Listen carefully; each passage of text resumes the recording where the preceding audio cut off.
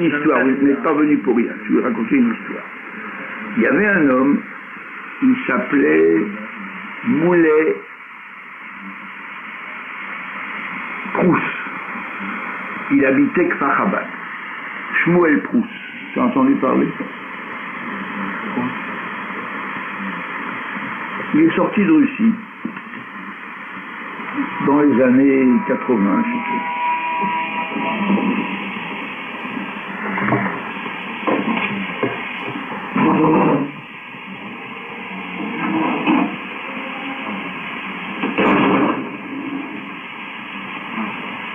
Il est sorti de Russie et il a pensé à ses camarades. Il a pensé à ses anciens camarades. Et qu'est-ce qu'il a fait? Il a fait une grande activité pour envoyer là-bas des matzot. Shmurot. Il a fait faire des paquets, il a collecté des sommes, pour envoyer des Eretz Israël.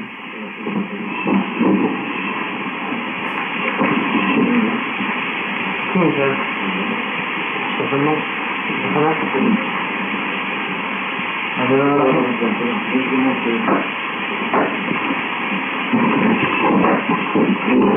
Il a envoyé des matzot Shmurot. Il a envoyé des matzot Shmurot aux Juifs de Russie. Il a réussi en Israël à convertir même comment on appelle ça, la sortnout. Et la sortnout, ils l'ont aidé à cette époque-là, en 80. L'agent juif. L'agent juif.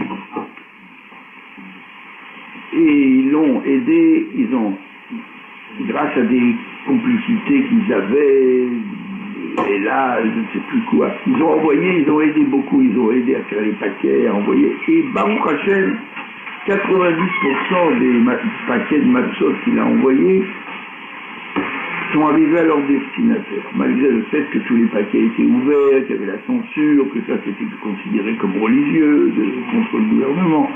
Et malgré tout, 90% des paquets qu'il a envoyés sont arrivés chez leur destinataire.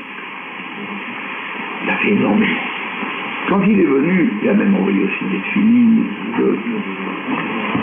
des sidouris. Enlevez.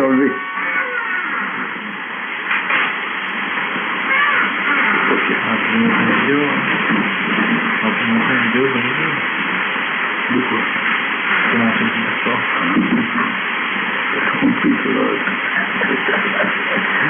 Alors, bon.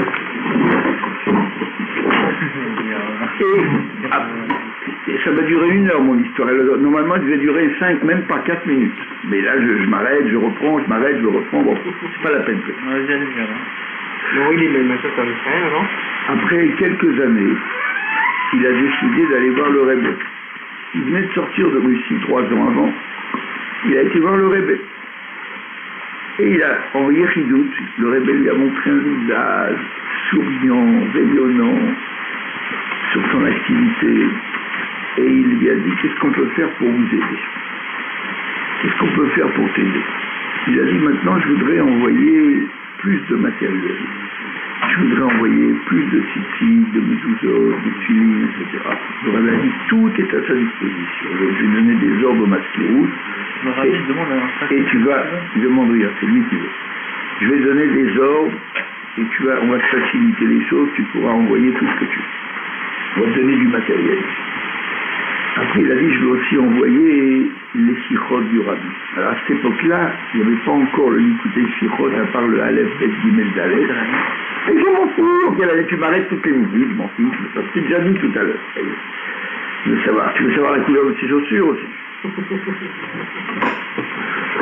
Non, mais on fait ça qu'on est là pour un mahamar, on n'est pas là pour raconter des contes, des histoires. Bon, je t'apporte ça pour te dire quoi? Pour te dire que lui me dit, le Rebbe, il aurait dit, parce que le Rebbe, il a fait toutes les achanot concernant après les 120 ans, etc. Alors je voulais lui donner une histoire pour montrer où il est la achana du Rabbi, où elle se situe. Il lui dit, le Rebbe a dit, on va vous aider. Il dit, je vais envoyer les Shichot. À cette époque-là, le Likuté Shichot, il avait que 4 volumes qui étaient sortis. Et qu'est-ce qu'il y avait toutes les semaines? Il y avait des Gilionotes, des Kontresim. Ils publiaient, ils étaient corrigés le samedi soir, le Motzei Shabbat, et dimanche matin, ça sortait à l'imprimerie. Alors, il y avait un lot de toutes les semaines. Il a dit, voilà, je vais envoyer au Chassidim de Russie les Shichot du Rebbe. Il attend ça, avec soi. Alors le Rebbe a dit oui, mais il faut découper la première page. Parce que si c'est écrit que ça vient de moi, ça n'arrivera pas. Parce que Schneerson, c'était synonyme en Russie, à l'époque des communistes, c'était synonyme d'ennemi du régime. Le nom, rien que le nom Schneerson. Il faut enlever la première page. Moulet-Trousse, il dit non, non Rebbe. On n'enlèvera pas la première page. Comme ça. Parce que les Chassidim, ils ont tellement soif d'avoir quelque chose du Rebbe avec son nom. C'est ça qu'ils attendent. Ils ont trop soif de ça. On ne peut pas enlever ça. Quand il a tellement parlé comme ça, le Rebbe, il a baissé la tête. Et c'est lui qui a eu raison. Il a envoyé. Et après, il a raconté que quand le Rebbe a baissé la tête, il a vu chez le Rebbe une joie qu'on lui a tenu une tête là-dessus. J'ai vu une joie, une simra dans la figure du Rebbe. Il a baissé la tête, c'est ça qu'il voulait, que le Chassidut sans tête. On a compris maintenant l'histoire de la Hachana, avec le mortuaire et le cimetière et tout le reste, et le Tzavaha et tout le reste. Le Rebbe, il met la chose pour que tu lui dises non.